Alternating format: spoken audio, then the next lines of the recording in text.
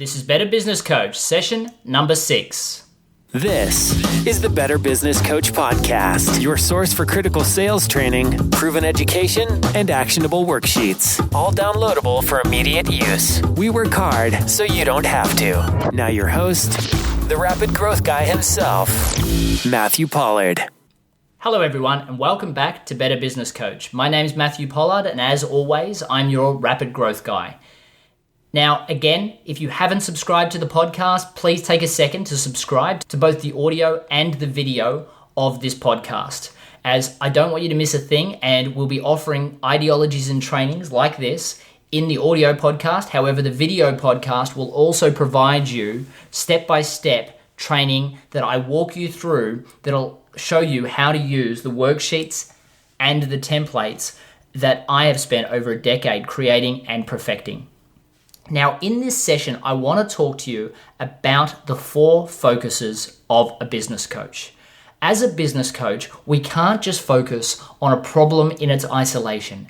And before we get into templates and things you can do to actually start helping a business, we need to understand that as a coach, we need to focus on vision, strategy, systems, and people. So Earl Nightingale said that successful people are successful purely because they know where they're going. It's that simple. And this is so true. So the first thing as a business coach that we need to focus on is the organizational vision, their why. If they don't know where they're going, then there is no business future of growth. You need to have a plan of where you're going and why it's important. And not only why is it important for making money, but why that's important for the business owner. If you want them to drive their business to success, it needs to be a why that they can identify with. More than that, it also needs to be identifiable for each and every one of the staff members. See, if they can get behind the vision and the business owner is driving that vision, then the staff will feel like they're on a bus that's on its way to success. And as a result, everybody will work hard to achieve that goal. You'll also find customers will get behind the vision and start to promote the business because they understand where the business is heading. And this is, as a business coach, one of the major milestones that we need to achieve. You'll be surprised how many businesses don't have a vision at all, let alone something that the staff, the business owner, and their customers can get behind. Next, strategy. See, even if you know where you're going, you need to have a step-by-step plan on how to get there. If you don't, then it's going to be one of those plans that you will just never achieve. It's going to be one of those, one day we'll get there and one day will just never come. So as a business coach, what we want to do is we want to help work with them to map out a step-by-step plan by using things like gap analysis and some worksheets that I will give you access to that'll help them create here are the milestones or the steps along the road to where I will one day get to this success. And we'll talk about things like SMART goals on how to set goals that are specific in their nature and time-based so that a client commits to these specific milestones and when they'll be achieved so that they can start to see themselves working towards success. And when they hit certain milestones, they'll see that they're getting closer to their vision. This works so well for motivation because as you get closer to that vision, you will find that people will work harder, longer, and become more productive, as well as working smarter and thinking better because they can see and they're motivated by the fact that they're achieving. Third, we need to focus on the organizational systems to make processes repeatable, to measure performance, and to hold people accountable. So many people have systems that just don't work. And especially if we're looking at obtaining rapid growth for a customer, the last thing we want to do is have a whole influx of sales and then find out that their systems don't work and they have to go out and get paperwork re-signed or paperwork issues fixed, or they've sent out a bunch of orders and they were the wrong orders because the system doesn't work. It's fine to have to redo things occasionally because you only have a few customers. But if you start to grow those customer bases, all of a sudden you're going to have huge problems. Secondly, I find when I start working with clients, huge amounts of the business owner's time is spent apologizing to clients and redoing jobs to make sure the quality is there just because the systems aren't where they need to be.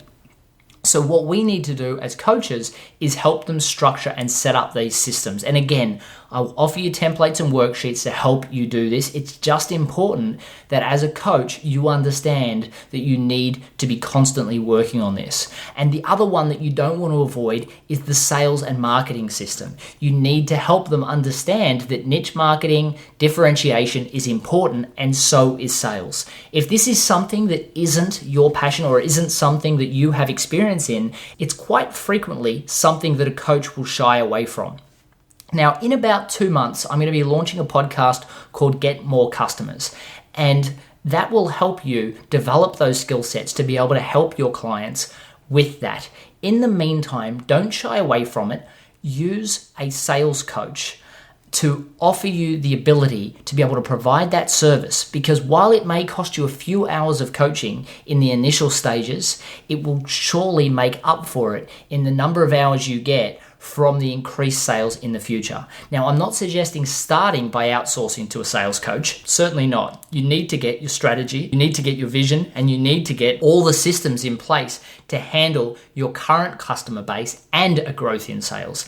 Then, once you've built their trust and you start to show them increases in productivity and profitability, you can then suggest getting a sales coach in to be able to assist with the things that you're not as competent with. Unless by then you've listened to my podcast and it's making you feel comfortable enough to be able to help clients with that as well.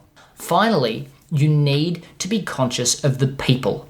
And people is a massive focus. We need to make sure that we have the right people to help the organization grow. We need to make sure we're hiring the right people. So many business owners hire the wrong people just because they need somebody quickly, they don't have time to interview, and they don't want to hire a recruitment agency because they're trying to save costs, which I can perfectly understand. However, you still have to make sure you're hiring the right people, because otherwise the people leave or the people don't provide the job the way you need the job done, and the business owner ends up focusing continually on fixing problems and retraining people because they didn't get it right the first time and the staff member has left.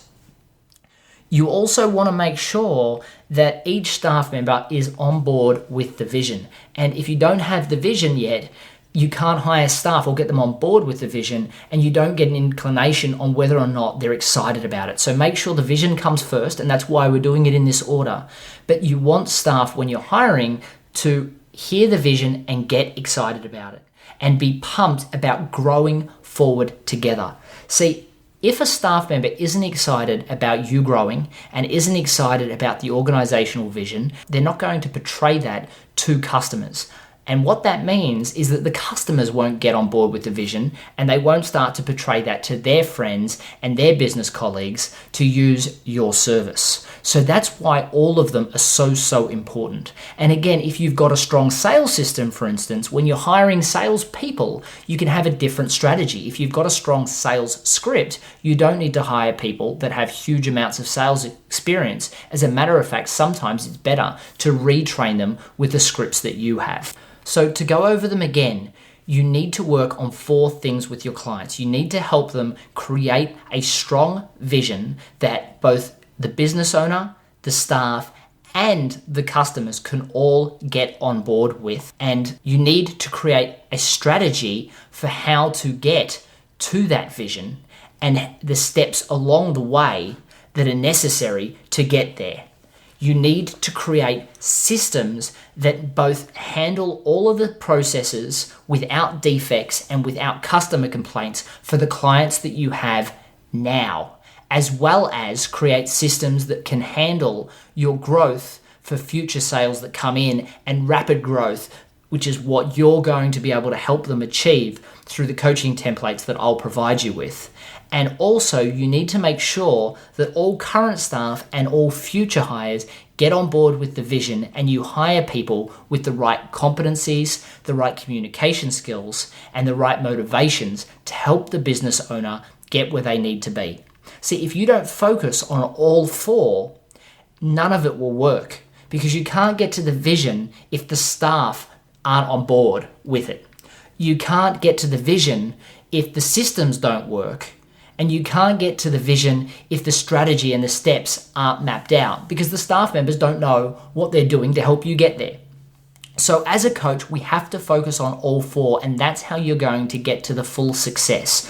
So as we go through the templates, make sure that you're speaking about each one of these four elements. And what I want you to do is, when you leave any coaching session, I want you to ask yourself, did you focus the session on each one of these, or did you leave one of them out and not focus on it enough? And if that's the case, remember that and make sure that you fix that in the next session and be more focused on the one that you left out. Because again, the last thing you want to do is have a strong vision without strong staff or any of the other situations to occur. So again, I hope that that helps your understanding about what we're trying to achieve as business coaches and what we need to work on as business coaches. As always, if you haven't posted a review on iTunes yet, please do so. I'd love to hear what comments you have, and I'd love to hear if this is helping you as much as I hoped it would when I decided to create this podcast for you. So please hop on iTunes, post a review, and give it the star rating that you think it's worthy. Thank you very much again for your time. I love sharing these sessions with you, and I look forward to the next session of Better Business Coach. Thank you very much. Thanks for listening to the Better Business Coach podcast. Head over to MatthewPollard.guru for links, recaps, and any downloadable templates mentioned in this and every show. Also, if you've not already rated our new podcast in iTunes, we'd love your support. Simply leave a review and the star rating you think worthy. Hey, and don't forget to subscribe so you don't miss a thing. Thank you in advance, and see you next time.